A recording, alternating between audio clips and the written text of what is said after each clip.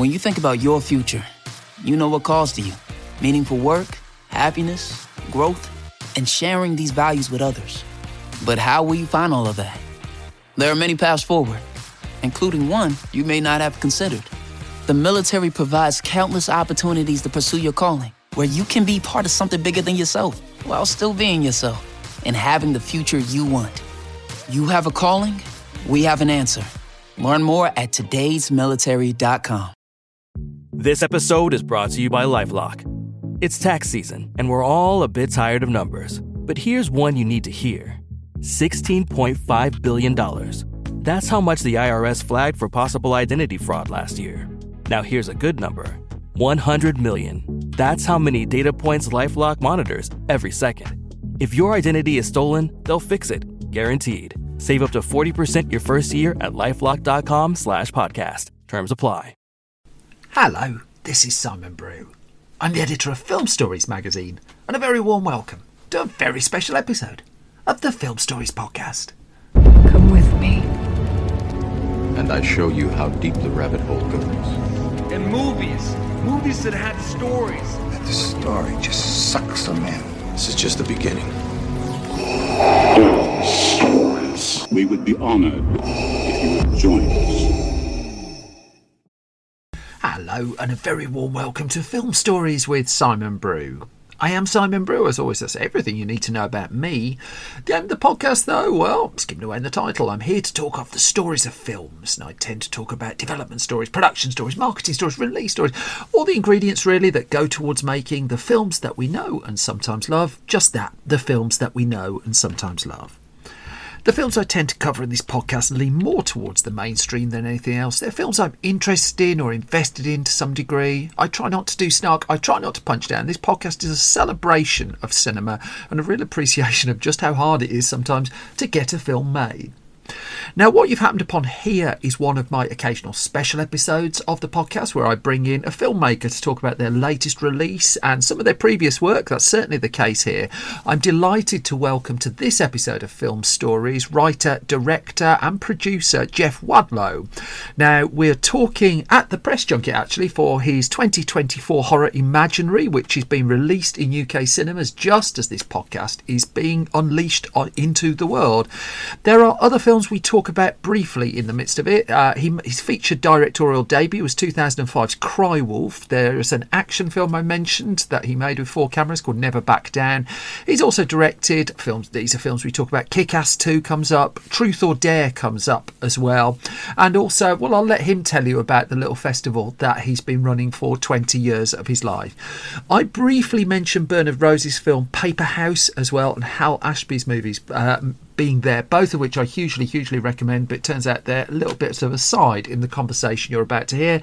And that's all you need to know going in, really. I'm going to set it up with a clip from the trailer for Imaginary, produced by Jason Blum. His name certainly comes up as well. And then the other side of that, you'll hear my conversation with Jeff Wadlow. Every culture has a name for it. We call them imaginary friends. How does it feel being back? Good. I had such good memories here. Maybe my happy place can be our happy place. Who left you all alone down here? It was just my imagination. I'm playing a new game with Chauncey. The scavenger hunt list. That's fun. Chauncey says you're not allowed to play with us. Oh. Because you left him. I need something happy. Something happy. Ugh. I thought bugs freaked you out. If I can finish my list, Chauncey will take me on a trip to the place he's from.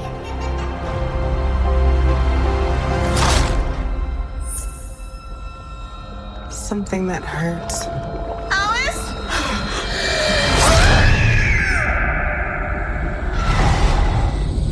But it was just my imagination. You've been spending time with a new friend? That was a clip from Imaginary. I'm delighted to be joined for this Film Stories podcast special by its director, its co-writer, its producer, Jeff Wadlow. Wadlow? You got it. That right. You got it. I got it. Thank goodness. Nothing could possibly go wrong from this point onwards.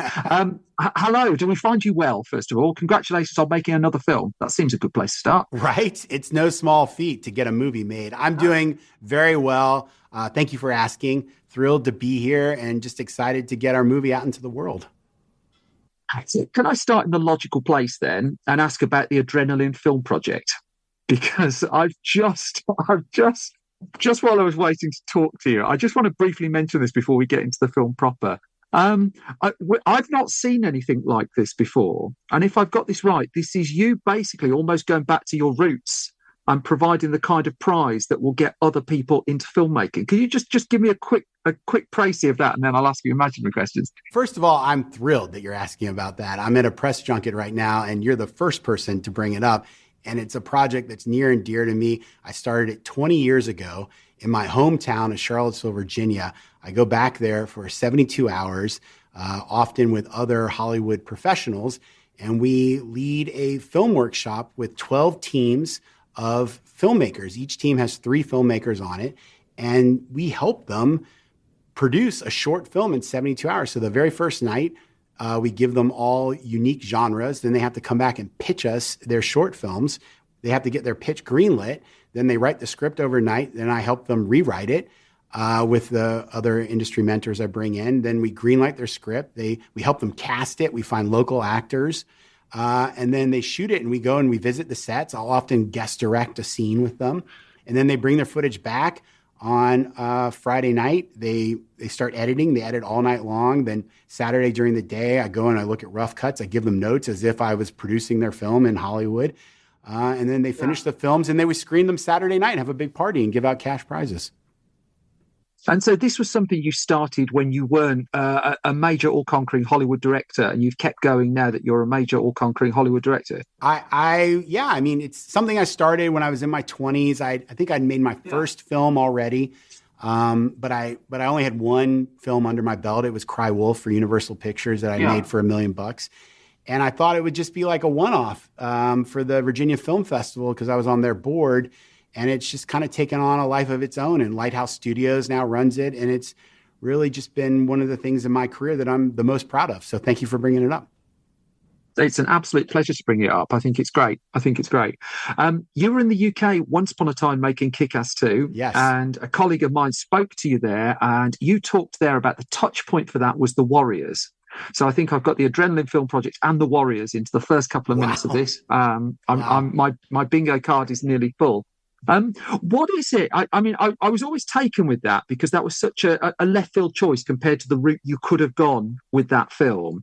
What is it that gets you personally to commit 2 years to a story? Do you need a touch point like that? Is there an entry point, a eureka moment? Listen, I'm just a fan of film and pop culture. I love comic books. I love action figures and TV shows and I just consume it all. So I have a lot of references kind of floating around in my brain, and I try to find a touchstone. I try to find like 1 or 2 movies that I can really latch on to when I'm working on something new. And it might not be obvious to the layperson, but it's really speaking to me and the choices that I'm making as I write, shoot, and then edit the film. So I guessed 2 films for Imaginary, which are bound to be wrong, but I got Hal Ashby's Being There and Bernard Rose's Paper House.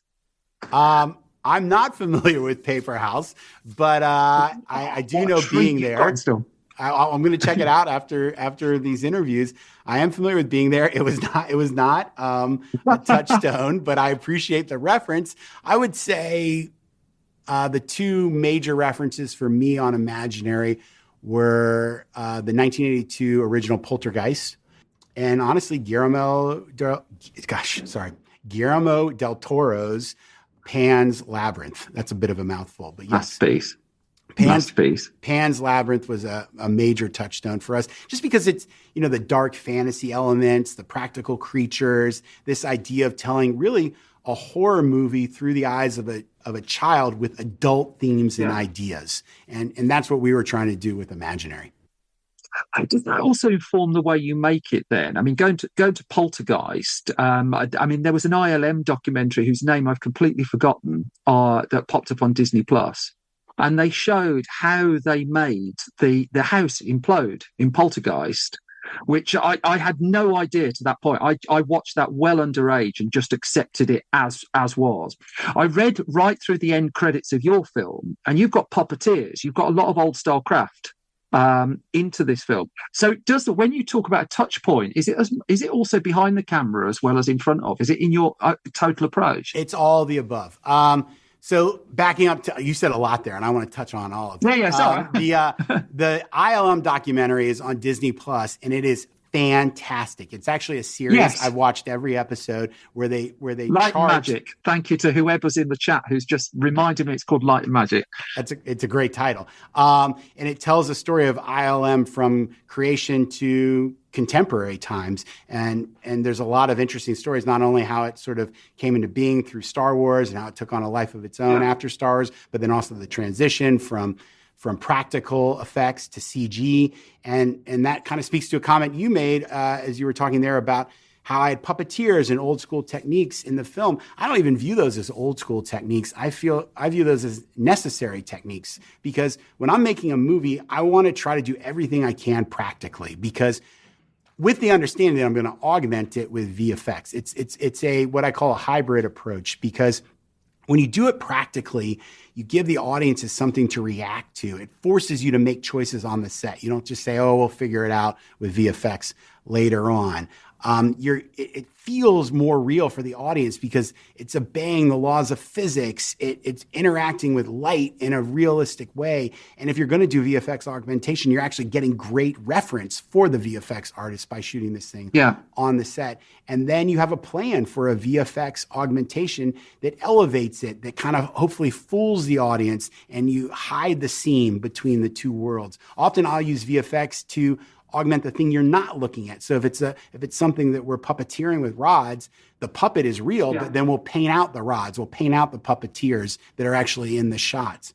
In Imaginary, for example, I don't want to give away any spoilers, but Chauncey, our teddy bear, becomes something so much more. And it's a practical creature with a performer, but then we're using like old school radio control servos to manipulate the monster. But then there is an aspect to the monster which is CG, and it's just enough that you kind of aren't sure what you're looking at, and it allows you to believe in the fantasy of the moment. Does that help as a filmmaker when key performers in your film are young as well? Because you've got a couple of extraordinary young performers here. You've got Piper Braun, I think, for instance, is playing Alice. But does it help where, I grew up reading movie magazines, and they're telling me people look at ping pong balls and things like that. I was just like, well, how can you emote opposite a ping pong ball compared to next to something big and non-spoilery here? And does it help actually as much as the technical problems of it must be hell, does it help when you're actually making the film and you've got the actors on a set? Well, kids are interesting to work with, and I've worked with a lot of kids now at this point in my career. Yes. There are a lot of challenges. Obviously, nothing is more important than their safety and well-being, and there are laws around child labor that we abide, and we're actually very strict about. We make sure they're getting their schooling because we want to take care of them and we want to protect them. Yes. Nothing's more important. And to be clear, I'm not implying that you're terrorizing children and holding them against their will. But then, no, they want to be there. If anything, sometimes they get upset when I send them to school.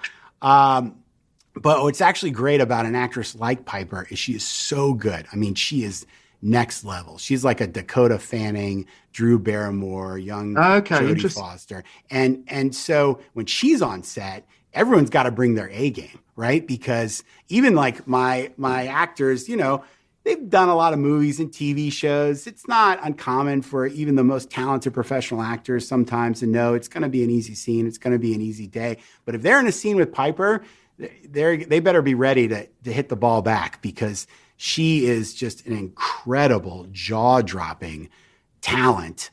So she is a pleasure to have on set, and even like the grips and electricians have a pep in their step when Piper's around, because she's just so sunny and fun. And then as far as her reacting to a real thing, yes, I think it's just easier for anyone. Forget whether they're an adult or a child. When you have something real to react to, it's easier. That being said, even with having these real monsters, inevitably you get into coverage, you get into close-ups and moments where the monster's not in the shot. I'm not going to make the super performer like do their thing off camera. It's just too taxing. Yes, so I'm that's still so mean. Yeah, I'm still talking Piper through what she's seeing. You know, in that final scene when she's watching what's happening, that's not actually happening in front of her. Like, I just talked her through it, but she's so talented, you believe that she is watching it. I mean, it's an aside, but the last time a major Muppet movie came out, I watched a child talking to a Muppet, and they were just completely oblivious to the human being who had its hand up it. Basically, I mean, it was just the most it's the most incredible, like, goosebump thing to see it, and just to see just how primal that was, just the interaction between the two of them. When I was in the UK making Kick-Ass 2, they were shooting a Muppet movie on the sound stages next to us at Pinewood, and I went over there and got to like tour the set and met the puppeteers and like got to like talk to Miss Piggy, because the puppeteers, even though the puppeteer is like right there holding the Muppet, and you're like making eye contact and he's talking and her voice is coming out of his mouth, you can't help but turn into a kid and just like look at Miss Piggy and talk to Miss Piggy. And she was like rubbing my chest and telling me how like handsome and hairy I was, but I wasn't green enough. I wasn't her type. I mean, and how can you not just go along with that? It's wonderful. It's why we love movies. It's why we love, playing make believe. One of the lovely stories that you told once upon a time was about Truth or Dare, and about how Truth or Dare just started with a title. You got a phone call, it's just like, Universal wants to make this film, and you had 3 words to make a film come together. Which I would imagine I had loads of fun with Truth or Dare. I'd imagine it is both freeing and terrifying at the same time. What was the start point on Imaginary? Because I'm looking at a poster which has a teddy bear that looks particularly unnerving, and a particularly fine tagline as well. Do you get that kind of snapshot? Is it as simple as that for you, just in terms of firing the starting gun? Sometimes it is. Sometimes it is. I love a challenge. It's basically back to the Adrenaline Film Project. One of the reasons why that's such a creative and rewarding process is because it's so challenging. We're making short films in 72 hours. And what I say to those filmmakers, I say, listen, when you're in a box, sometimes the only way out is up. Right? So when you're surrounded, when you're being challenged and it seems like you have nowhere to turn, sometimes you're inspired to just elevate your game and take it to a next level. And yeah, that's what happened with Truth or Dare. It wasn't even a phone call. I was in a general meeting with Jason Blum. It was one of the first times I'd ever met him. And we were just spitballing. And he said, yeah, Universal wants to make a movie, a supernatural horror movie called Truth or Dare. And I said, do you have a treatment? Do you have a script? Do you have anything? He said, no, that's it. And just right on the spot, I said, well, if I made that movie, this is how it would start. And I pitched the actual opening scene. The petrol state. Yeah. In Truth or Dare. And I finished the scene. I just made it up on the spot. And he said, well, what happens next? And I said, I don't know. I'm just making this up. So I love a challenge. And it makes me more creative when I'm being challenged. It's why I like directing, because every day is a challenge. There's always things going wrong, and you have to find a way to be creative even in that space. And I actually get more creative in those moments. I enjoy it more than writing sometimes, because writing, you're just looking at this abyss of possibilities. Like, you can do anything. There's no constraints when you're writing most of the time. But when you're directing, all you're doing is bumping up against walls. But I actually thrive in that kind of environment. So with Imaginary, what happened was I just signed a first look deal with Blumhouse after Truth or Dare and Fantasy Island. And Jason again challenged me. By the way, I'm finding a theme here. I didn't even realize this until we had this conversation. He challenged me to make a classic Blumhouse film. Truth or Dare and Fantasy Island are really not like classic Blumhouse films as far as their story points, their characters, their settings.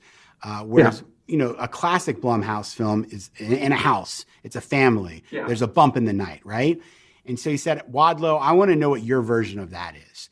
And I'd always wanted to make a movie about an imaginary friend, because I love playing with subjectivity. I love saying to an audience, is this real? Is this not? If it's not real, does it still have real world consequences? What could those be, right? I enjoy that back and forth with an audience as a filmmaker. And then my good friends, Greg Erb and Jason Ormlin, I invited them to Blumhouse to pitch ideas, and they pitched this notion of an evil teddy bear. And I said, here's what we're going to do. We're going to take Jason's challenge. We're going to take my desire to make an imaginary friend movie, and we're going to take your idea for this evil teddy bear, and we're going to combine them. And that's where the film Imaginary came from. So if Jason Blum, say, rings you up out the blue and says a film about, I don't know, a podcaster who can reach through a screen and yank your ears off or something like that, straight away your head's ticking, straight away that you're just assessing that. Well, first of all, yes, straight away I would be assessing anything Jason Blum calls me about, because the guy is a genius. He is a producer of historic proportions in film history. And years from now, when film students are studying film history, they're going to be talking about Jason Blum the same way we talk about David O. Selznick and Wahlberg and people like that. Second of all, I would take it seriously because he would call me with a good idea, and I'm not sure that idea you just pitched is a good idea. I'm just curious. So if he pitched that specific idea, I'd be like, "What's going on, Jason?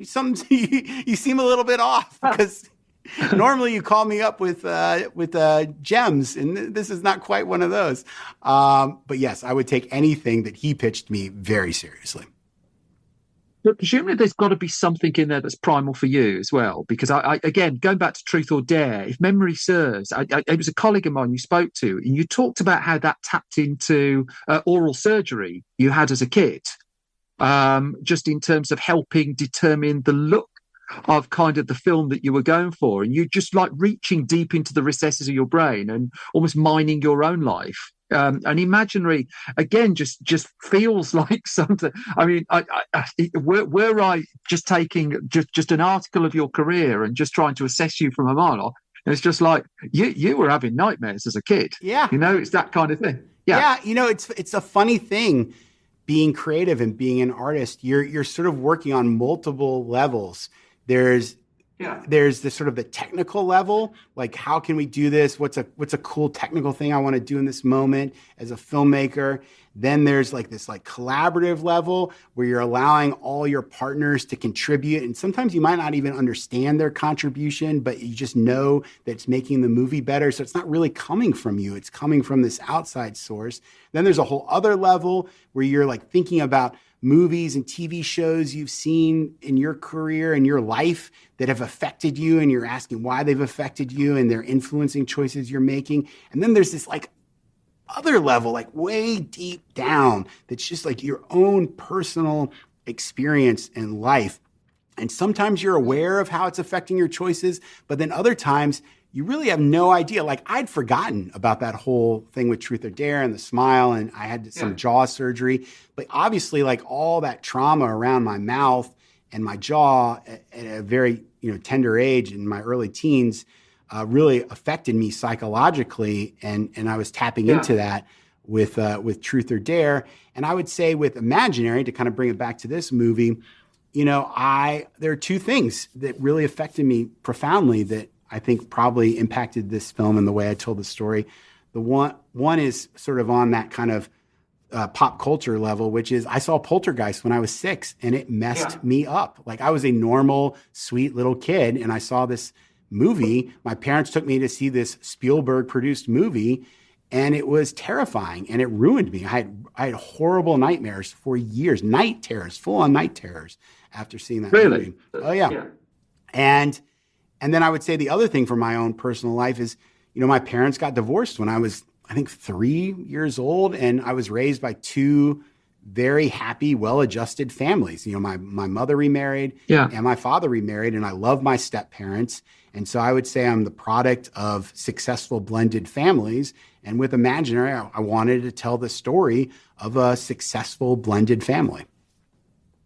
I'm going to deliberately spoil a light on Imaginary, which makes it quite difficult to ask certain questions about it. But I found it quite interesting that you sent your male character out you just put him in a car and send him off fairly early on. I mean, he's as much as he's a familiar face to certain people. And again, I'm going very, very spoiler light.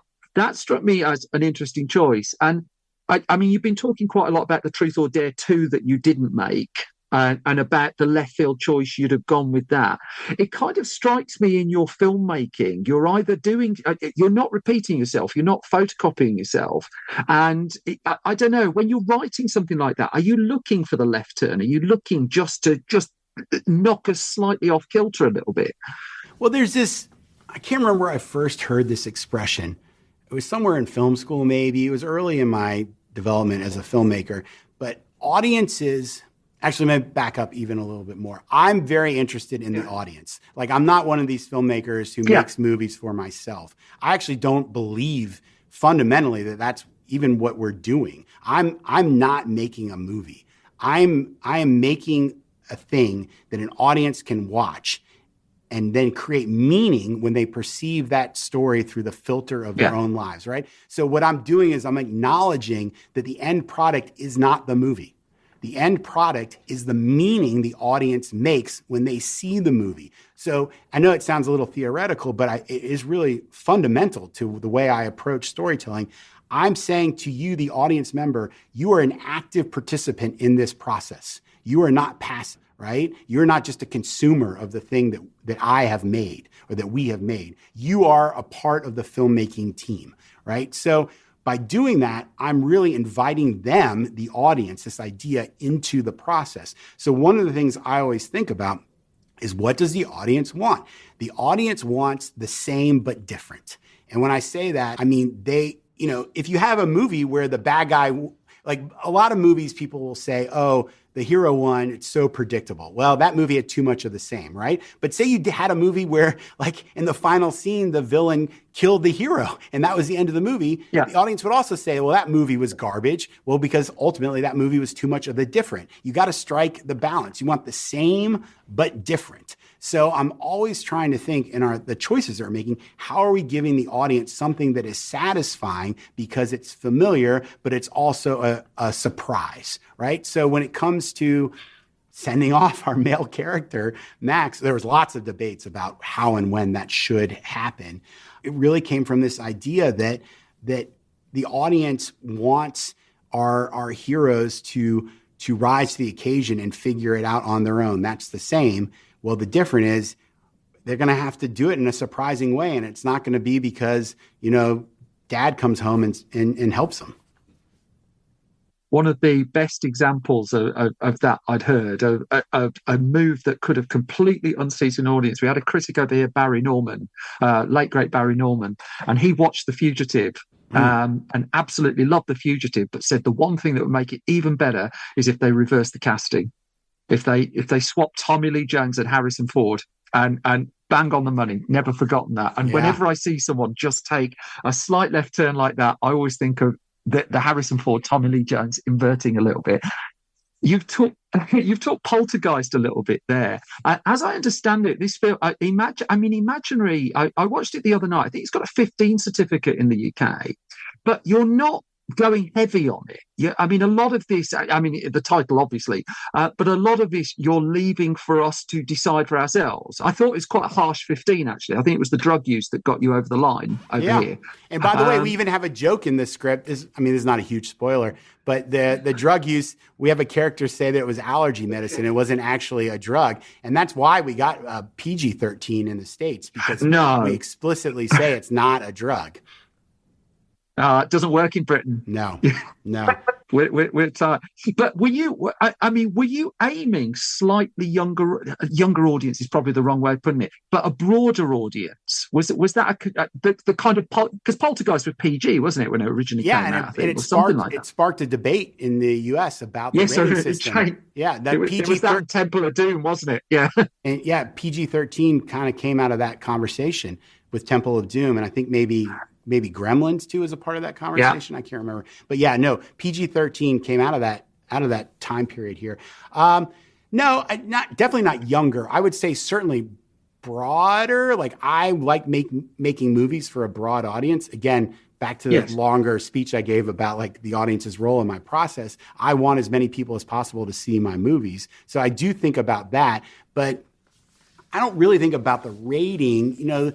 The story drives the rating. If when you're making a movie about a slasher, it's going to be more violent and you're going to get a more intense rating. This is ultimately a movie about a child's imagination. And yes, it's very scary. It's not a movie for children, but it is a movie for a broad audience, and it is a horror movie about the power of creativity.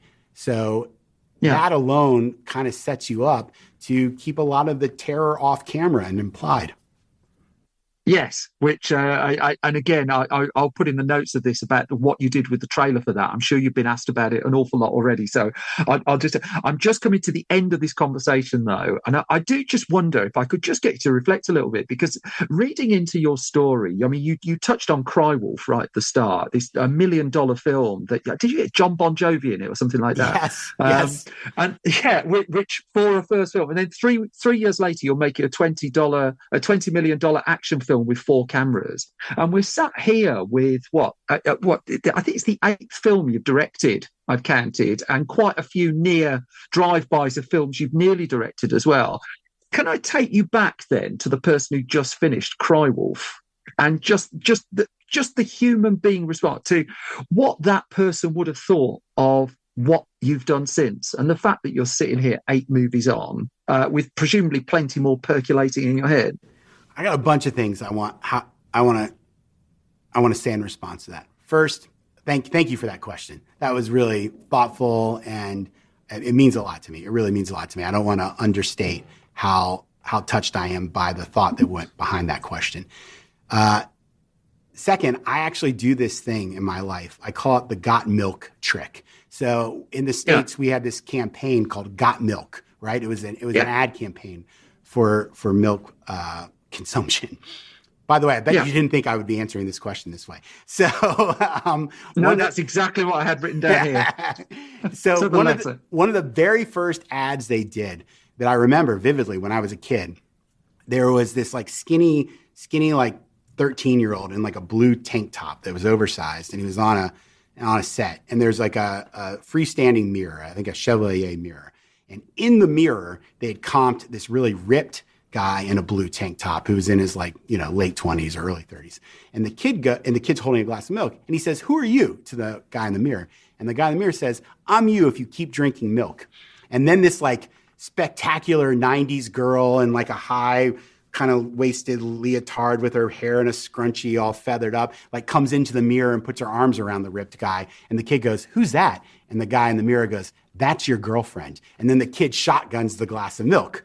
And it made such an impression on me because I still to this day do this thing I call the Got Milk trick, which is whenever I get some bad news, when one of my drive-by opportunities to make a movie falls through, or something doesn't open or is received the way I'd hoped, what I do is I kind of push myself back in time, and I pretend I'm the guy in the mirror talking to 13-year-old me collecting comic books and action figures and being a film nerd. And I say, "This is your life now. This is what you're doing. These are the movies you're making. These are the kind of stories you're telling." And 13-year-old me is ecstatic, is beside himself. Yeah. He's so happy. So, to answer your question, I think the filmmaker who had just finished Cry Wolf, if he could see the movies I'd made and the career I'd had in the last almost 20 years, he would be so happy. He would be equally ecstatic. He would think,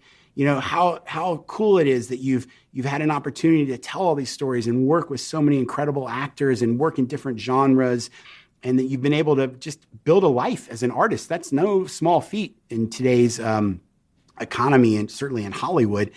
And then he would also say to me, "Why haven't you done more?"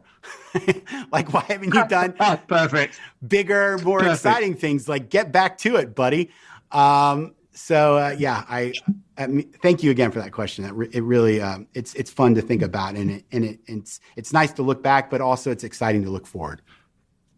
Jeff Wadlow, we're out of time, sadly. I want to say a huge congratulations on the Adrenaline Film Project in particular. I think that's such an important thing to do, and congratulations on banging the drum on that, and congratulations on film number 8 as well. I look forward to chatting to you for film number 9. I can't wait. The very best to you. Take care. Take care. Thank you.